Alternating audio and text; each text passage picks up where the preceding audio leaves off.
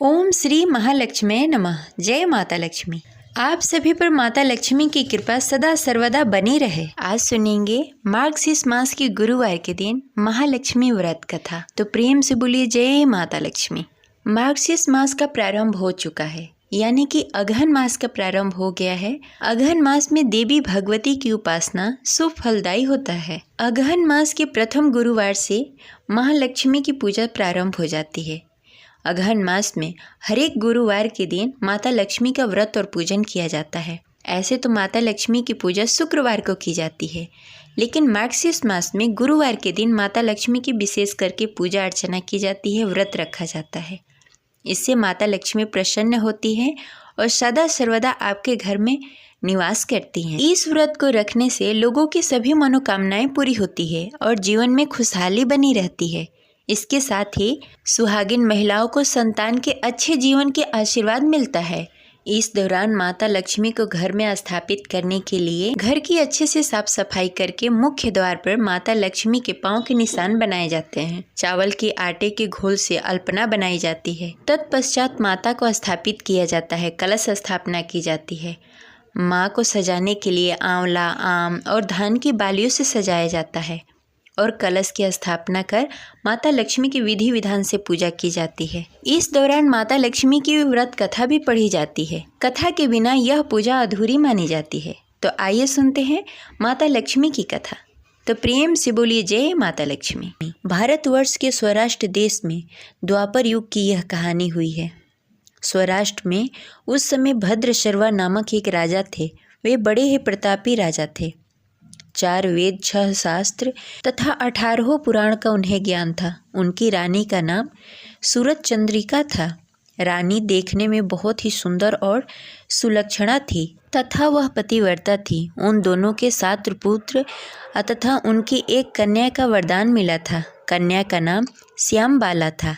एक बार माता महालक्ष्मी के मन में आया कि राजा के राजप्रसार में रहे, जिससे राजा को दुगना धन और दौलत की प्राप्ति होगी और वह इस धन दौलत से अपनी प्रजा को और सुख दे पाएगा। गरीब के घर में अगर रहें और उसे धन प्राप्त हो तो वह स्वार्थी की तरह केवल अपने ऊपर ही खर्च करेगा। यह सोचकर श्री महालक्ष्मी जी ने एक वृद्ध महिला का रूप धारण कर लिया।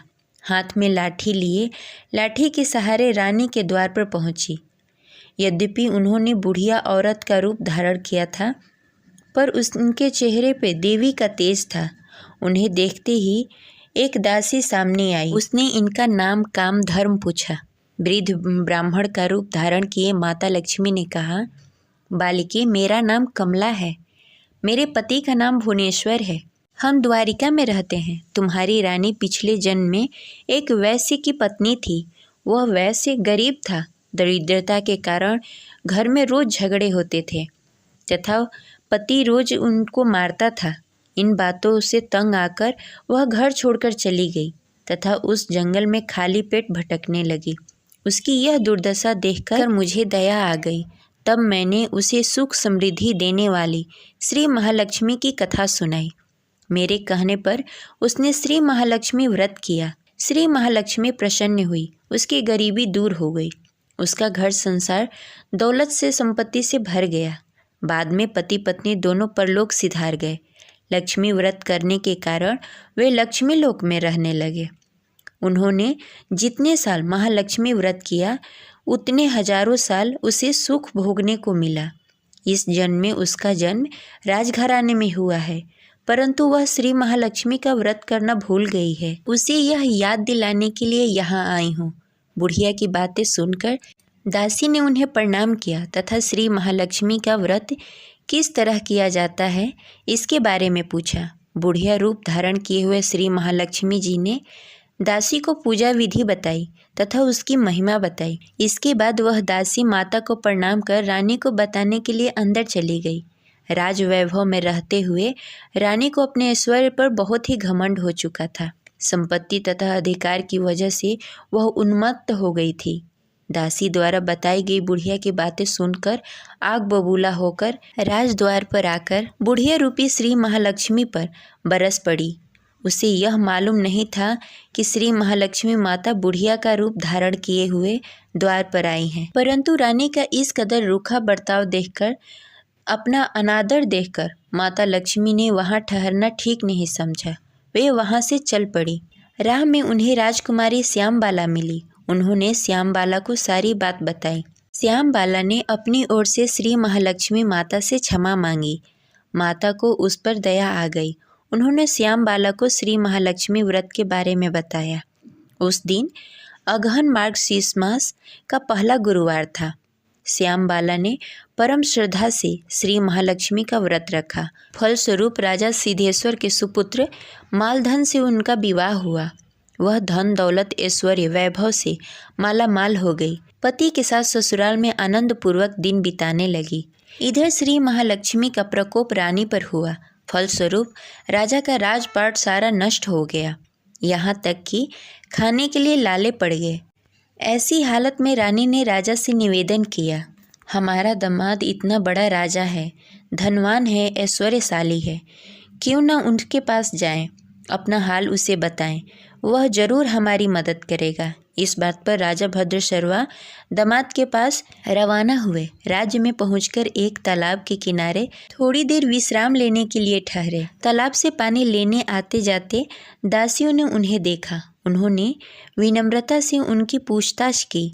जब उन्हें यह मालूम हुआ कि वे रानी श्यामबाला के पिता हैं, तो दौड़ते हुए जाकर उन्होंने रानी को सारी बात बताई। रानी ने दासी के हाथ राज परिधान भेजकर बड़े ही ठाट से उनका स्वागत तथा आदर किया। खान पान कराया। जब वे लौटने लगे तो सोनों के मोहरों से भरा हुआ घड़ा देकर राजा भद्रशर्वा वापस अपने घर को लौट गए। उन्हें देखकर रानी सूरज चंद्रिका खुश हुई। उन्होंने सोने के मोहरों से भरे हुए घड़े का मुंह खोला। तब हाय भगवान, घड़े में धन के बदले कोयले मिले। यह सब श्री महालक्ष्मी के प्रकोप से हुआ। इस प्रकार दुर्दशा में और कई दिन बीत गए। इस बार रानी स्वयं अपनी कन्या के पास गई। वह 3 अगहन मास का अंतिम गुरुवार था। श्यामबाला ने श्री महालक्ष्मी का व्रत किया, पूजा किया, अपनी माँ से भी व्रत करवाया। इसके बाद रानी अपने घर आई। श्री महालक्ष्मी का व्रत रखने पर उसे फिर से अपना राजपाट, धन दौलत, ऐश्वर्य प्राप्त हुआ।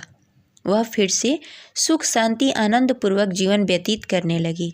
कुछ दिनों के बाद राजकन्या श्यामबाला अपने पिता के घर आई। उसे अपने घर में देखकर सूरज चंद्रिका को पुरानी बातें याद आ गई। यहीं कि श्यामबाला ने अपने पिता को घड़ा भर कोयला दिया था और उसे तो कुछ भी नहीं दिया था। इसी कारण श्यामबाला को पिता ने घर में आने पर उसका कोई आदर सत्कार नहीं किया, आतिथ्य नहीं किया, बल्कि अनादर हुआ। पर उसने इस बात को बुरा नहीं माना। अपने घर लौटते समय उसने पिता के घर से थोड़ा सा नमक ले लिया। अपने घर लौटने पर उसके पति ने पूछा, अपने मायके से क्या लाई हो? इस पर उसने जवाब दिया, वहाँ का सार लाई हूँ। पति ने पूछा, इसका मतलब क्या हुआ? श्यामबाला ने कहा, थोड़ा धीरज रखें, सब मालूम हो जाएगा। उस दिन श्यामबाला ने सारा भोजन बिना नमक के बनाया और परोसा। पति ने खाना चखा। सारा खाना नमक के बिना फीका लग रहा था, स्वादहीन लग रहा था। फिर श्यामबाला ने थाली में नमक डाला। इससे सारा भोजन स्वादिष्ट लगने लगा। तब श्यामबाला ने पति से कहा, यही है वह मायके से लाया हुआ सार। पति को उसकी बात सही लगी। फिर वह दोनों हंसी मजाक करते हुए भोजन करने लगे। कहा गया है कि इस तरह जो कोई श्रद्धा भाव से श्री महालक्ष्मी की पूजा करे, उसे माता लक्ष्मी की कृपा प्राप्त होती है, सुख संपत्ति शांति प्राप्त होती है, सभी मनोकामनाएं पूर्ण होती है। परंतु यह सब प्राप्त होने पर माता लक्ष्मी की पूजा को भूलना नहीं चाहिए। हर गुरुवार को व्रत पाठ अवश्य करना चाहिए। इस तरह श्री महालक्ष्मी महिमा भक्तों की हर मनोकामनाएं पूर्ण करती हैं। इस प्रकार श्री महालक्ष्मी गुरुवार की कथा संपन्न होती है। प्रेम से बोलिए जय माता लक्ष्मी। दूसरी कथा के अनुसार प्राचीन समय में एक गांव में एक गरीब ब्राह्मण रहता था। वह भगवान विष्णु का भक्त था। वह नियमित रूप से भगवान विष्णु की पूजा आराधना किया करता था। एक बार श्री हरि ने उस ब्राह्मण की पूजा से प्रसन्न होकर उसे वर मांगने को कहा। तब ब्राह्मण ने इच्छा जाहिर की कि माता लक्ष्मी का निवास उसके घर में हो। यह सुनकर विष्णु जी ने माता लक्ष्मी की प्राप्ति का मार्ग ब्राह्मण को बताया। विष्णु जी ने कहा कि मंदिर के सामने एक स्त्री आती है जो यहाँ आकर उपले थोपती है। उसे अपने घर में आने का निमंत्रण दो। वह धन की देवी है। जब लक्ष्मी जी तुम्हारे घर आएंगी तो तुम्हारा घर धन्य धान्य से भर जाएगा। इतना कहकर भगवान विष्णु जी अंतर्ध्यान हो गए। अगले दिन सुबह 4 बजे से ही मंदिर के सामने ब्राह्मण आकर बैठ गया। कुछ ही देर में लक्ष्मी जी उपले थोपने के लिए वहीं आई। ब्राह्मण ने उनसे अपने घर आने का निमंत्रण दिया। यह सुनकर लक्ष्मी जी को समझ में आ गया कि यह सब विष्णु जी ने ही उससे करने के लिए कहा है। तब उन्होंने ब्राह्मण से कहा कि तुम महालक्ष्मी व्रत करो। यह व्रत 16 दिनों तक चलेगा। इसके बाद 16वें दिन चंद्रमा को अर्घ देकर इसके बाद तुम्हारा मनोरथ पूरा होगा। इसके बाद लक्ष्मी जी की पूजा कर ब्राह्मण ने देवी को उत्तर दिशा की ओर मुँह करके पुकारा। उसकी तपस्या से प्रसन्न होकर माँ ने उसका वचन पूरा किया। तब से यह व्रत पूरी श्रद्धा के साथ किया जाता है। ऐसा करने से व्यक्ति को माँ का आशीर्वाद प्राप्त होता है। इस प्रकार महालक्ष्मी व्रत कथा संपन्न हुई। प्रेम से बोलिए जय माता लक्ष्मी। आशा करते हैं यह कथा आपको अच्छी लगी होगी। तो इस वीडियो को लाइक करके कमेंट बॉक्स में जय माता लक्ष्मी अवश्य लिखिए। मिलते हैं अगले वीडियो में। तब तक के लिए हरे कृष्णा, राधे राधे।